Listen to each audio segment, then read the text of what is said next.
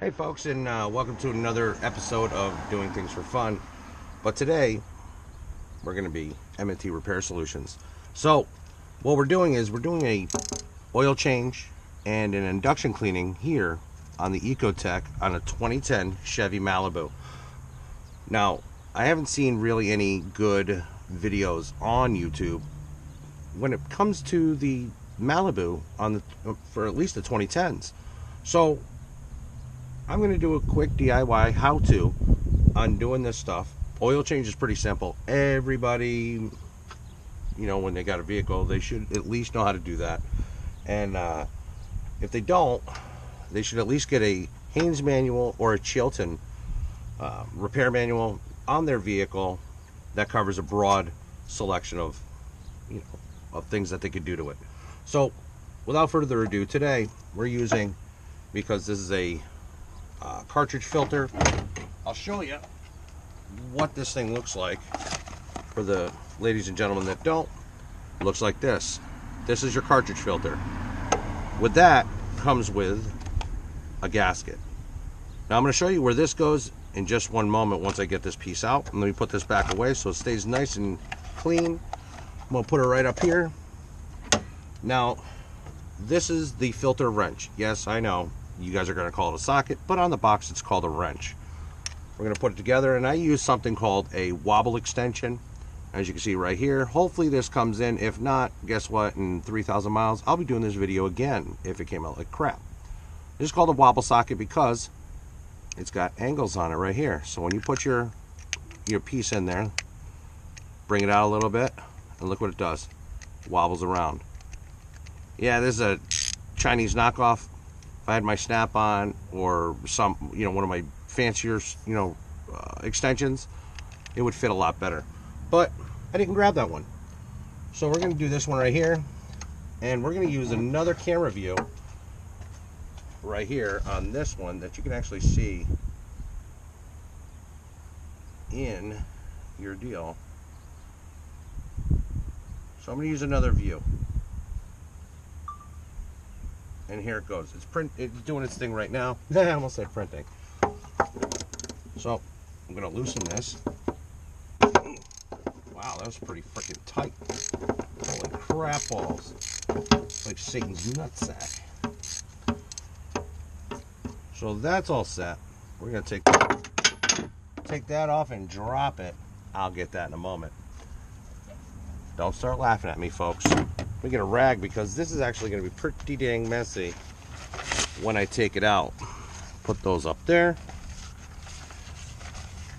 Dude, the wholesale outlets are great. You can buy those things, those large rolls of rag like that. Same deal that you go in your, community bathroom and you get them for like $2 a roll, something like that. So here it is. This is what it looks like after 4,500 miles. I hate going that far. I always do mine at 3,000 miles. But you know what? Work and life got in the way. So I ended up going further. I'm going to clean this up afterwards. And this actually looks pretty nice in here. It's pretty nice. So we're going to take this piece off. Comes off just like that. Clips in right into here. Oh, we're about to have a mess. Look at that. It's trying to sneak attack right onto the intake. Don't want that. So we're going to put that right here for a moment. So you can actually see this right here. It's not too bad. Now I'm going to pause the video right here with my non-oily finger, which is that one. No, it's not. It's that one. Here we go. Oh. Fucking this up. Where did it go? Hello. Found you. Yeah, gotta stretch this bad boy out. If you guys don't have one of these things, here, let me. Dude, best $2 I ever spent. If you ever lose the neodymium, whatever the hell it's called, whatever the hell it is, tell me in the comments down below. Dude, you can replace that thing. This is like a 2-pound. I think it's a 2-pound. You could actually find the little circle magnets that go in here that are 10-pound. What? When I was young, And they told me, oh, it's like a 2-pound, 10-pound. I honestly, when I was a little kid, I thought it weighed that much. What an idiot I am. So I'm going to go down here, and I found it right here in between the two fans. And oh, look at that. Bingo. Look at that stuff, guys. Crisis averted. I don't have to drive like 55 down the highway to go get this when it falls off. Oh, yeah. Maybe I'll just do that down the regular road. Yeah. That's for another topic. How you doing? And just to make a couple pointers, I'm about to go down below. I got kind of sidetracked talking to my buddy from Three Brothers Home Solutions or Home something or other. But yeah, he came by and was talking to me about fixing a couple pieces of equipment. But here's some wrenches you can look at when going down below to undo the cork or the drain plug of this 2.4 liter Ecotech. It's either 14, 15, 13, millimeter. Don't forget to pop that, leave it like that. So you know you have nothing in there, always do that. So you know you got to check it and you have your filter ready to go. Filter wrenches here, ratchet, extension, put it all together. I will be showing you in a moment how to do the O-ring gasket for the filter housing itself, but I'll be back in a moment. About to go drain. Hey guys, I told you I was going to show you how to do this. So pretty much what you do is this: take your pick tool, and I use this one right here. It's kind of got a little wiggle to it. What I do is I go right in here like that, there, turn, grab, just follow it around. Easy like that. Take the old one, place it there, wipe off the groove. You want to make sure you get it as clean as possible. And then you grab the new one right here in the box, which I kept in a safe location, which looks just like that. Put it on, hold here, bring it around, and slide it down to the last groove. That's right there. See how that is? Slide it down, boom. It's all in.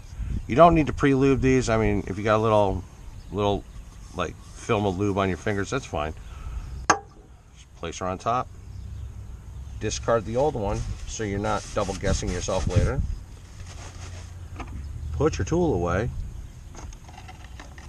The old box. I already discarded the other one in a sealed bag so I could bring it down to my local recycling center, so you don't have oil and nasty that's all stuck in here in a landfill. So it's going to get disposed of in a ecologically friendly way. Alright guys, we're going to be doing the oil filter because we just put this in the O-ring gasket, or the rubber O-ring that goes into the filter cap housing. Now we've already cleaned this all out. We cleaned the threads up. We cleaned even the top off because I'm being retentive about it. So got little pieces in there that sticks into. You got little grabbers right there. Right on. Click. All right. If you didn't get that the first time, rewind. I'll give you a moment and watch it again. This filter already comes with the rubber O-ring over here that goes in the housing over here. It already has that seal on there. So we're just going to take this, put this in a little bit, and take this, put it on in. I know you're not seeing it, but I have some photos that you'll be able to see. So by hand, you screw this in until your fingers can't do it, and there it goes. It's snug. You're going to take your filter wrench or socket, which for this one it is, I don't know. Put it on.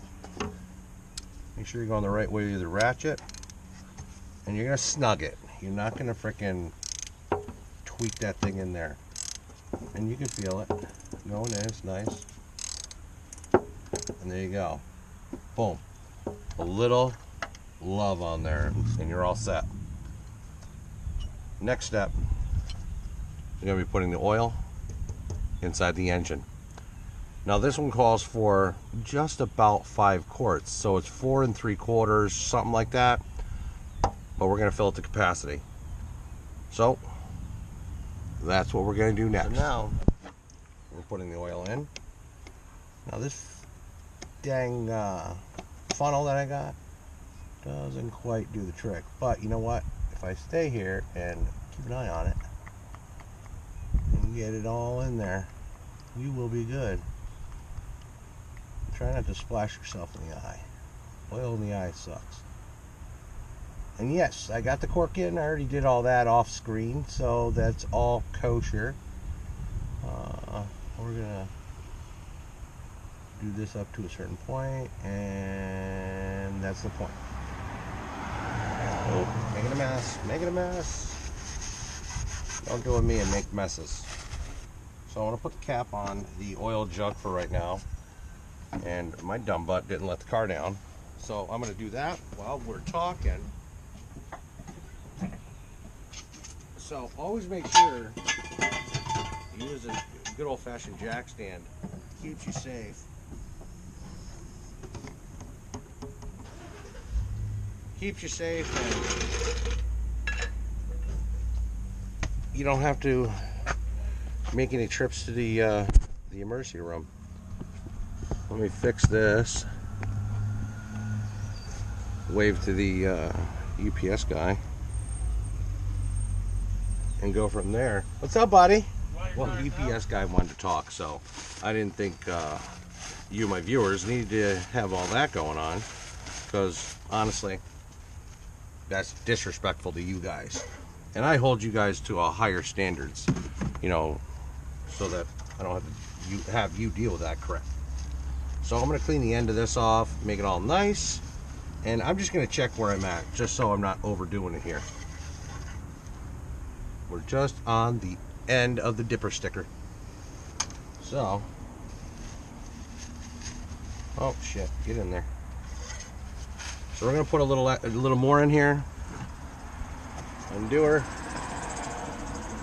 While everybody drives by thinking I'm some crazed maniac just talking into a camera, they don't understand that I have viewers out there that are like inquiring minds. They want to know what the dilly is. So again, we're working on the 2010 Chevy Malibu. This is my daily driver, and it's got 98,000 miles on it, and it purrs like a kitten. Purrs like a kitten, guys. She has no issues whatsoever. And you know what? Hopefully I didn't jinx myself, because I love this car. And I know there's a lot of folks out there that might have the same vehicle, and they're gonna not be with me on this and say, oh, I've got nothing but issues. But you know what? It's okay. It's okay, guys, because there's people like me that know how to work on them affordably. And if you're one of the viewers out there that are in the area and you actually know me in real life, we could talk. We could definitely talk. So I always have coffee. Can't help it. It's like my water. Keeps me happy. Right. She says she's there. So what I'm going to do is this. I told you it's 4 3/4 quarts. We're down to right about here. So we're going to start her up and then see where she sits. Always clean your deal out, and we're just waiting. Stuff a rag on the bottom of it. Don't be that guy and make messes. I'm anal about it. I like to have the 530 and the oil thing like that. So I know you boys and girls want to hear this car start, so let's do this. Let's do this.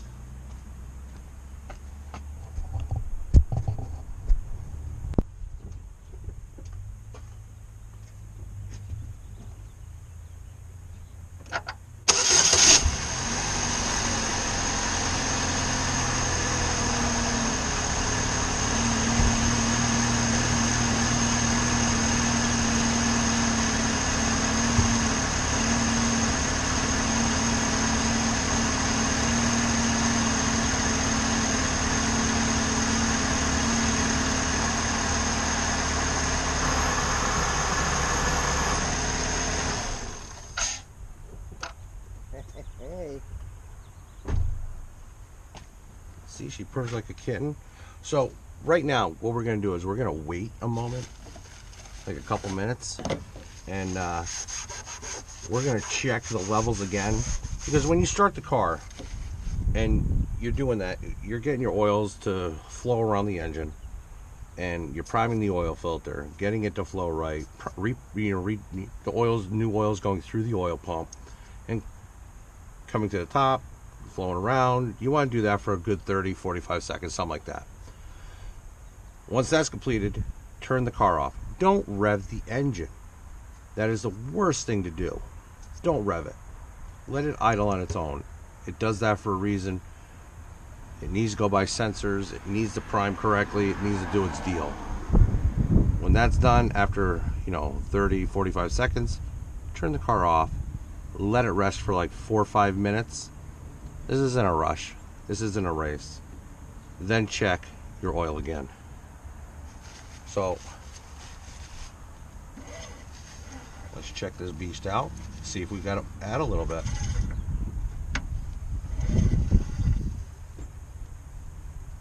And we do. We got to add some.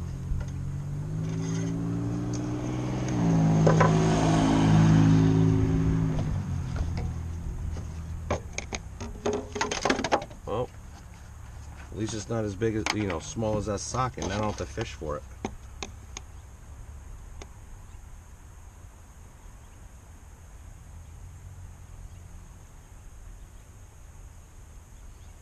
So that's in there. That's good. And what's really cool about using these old jugs, guys, is your catch can that your catch bucket for the old oil. Put the old oil in here. Use a funnel. Don't drool it everywhere, and bring it down to your local auto parts store. I know in my area, the Advanced Auto Parts takes the old oil for free. No questions asked, and as long as it's just an oil, they're great with it. They don't take fuel. Oh, and they do take antifreeze. I think a couple gallons at a time. So it's pretty cool. So they do that and the antifreeze. Bingo. Awesome deal. Don't have to pay to get rid of it at your local refuse center. Alright, boys and girls. It's all set. Oil level is perfect. I did a couple things off screen. No big deal. It was trivial stuff, just doing a little cleanup. Other than that, we put the oil that is needed in here. We got it to capacity. We got a brand new fresh oil filter in there, and such. So it's really great. So that's our recap on that. Now for our next episode, we're gonna tackle the induction cleaning. I think I did say I was gonna do it on this episode, but I'm going to save for the next one. It is starting to get dark out, and it does take some time to do your induction cleaning correctly. And I really want to go through it with you, because I'd like to teach you guys correct DIY etiquette on doing this.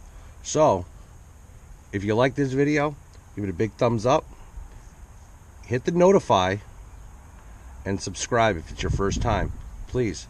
It helps me grow as a YouTuber, to be able to bring fresh, great content to you guys, and to bring it to you in a way that is easily assimilated into your mind, so you could actually see everything that's going on, hands-on, and go from there. Do you like that? I'm doing a whole new deal where I'm just doing some hands. It's almost like that guy on Tool Time, where he hangs on the side of the fence. Hi Tim, how you doing today? I'm going to try that for a couple episodes. Tell me what you think in the comments below. And Ralph, don't do your normal comments. Later, guys. Have a wonderful day. Peace.